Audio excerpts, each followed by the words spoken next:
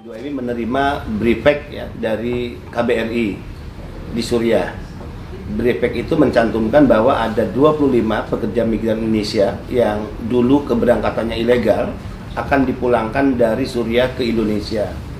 Kita melakukan penjemputan di bandara tepat jam 10 tanggal 8, dan setelah mereka tiba di Indonesia, kita identifikasi ternyata dari 25, 19 orang mereka berasal dari Jawa Barat, 1 orang dari Jawa Timur, dan 5 orang dari NTB.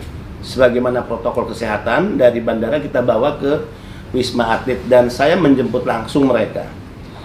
Dalam pertemuan dengan 25 pekerja migran Indonesia dari Suriah, mereka menceritakan bahwa dari Damaskus ke Beirut ya mereka menggunakan jalan darat. Kemudian dari Beirut ke Indonesia mereka transit di Dubai. Nah, ke-25 ini kita bawa dan antar ke Wisma Atlet untuk menjalani pertama PCR, kemudian protokol kesehatan karantina selama 8 hari. Karena kategori 25 pekerja migran Indonesia ini adalah mereka yang dulu diberangkatkan secara ilegal oleh sindikat penempatan ilegal, maka mereka masuk kategori PMI terkendala, di mana semua PMI terkendala menjadi tanggung jawab pembiayaan dari Jakarta atau pintu masuk di setiap wilayah Indonesia ke daerah-daerah asal itu menjadi tanggung jawab BP2MI. Nah, kita tunggu nanti apakah hasil PCR ada yang dinyatakan positif atau tidak, dan tentu jika dinyatakan positif mereka akan mendapatkan penanganan tersendiri. Jika negatif maka mereka akan segera dikembalikan ke kampung halaman.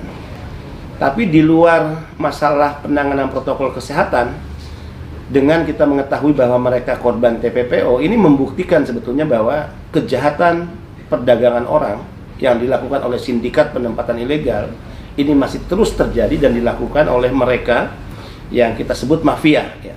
Sehingga itulah yang kemudian mendorong semangat kita bahwa perang total melawan sindikat penempatan ilegal ini adalah perang total yang tidak akan pernah kita akhiri. Genderang perang sudah saya tabuh, tindakan-tindakan pencegahan di lapangan sudah kita lakukan, upaya melakukan proses hukum ke Barreskrim Polri sudah kita dorong, dan kita akan menunggu sebetulnya penegakan hukum yang menjadi tanggung jawab Barreskrim Polri dan bukan lagi menjadi tanggung jawab BP2MI.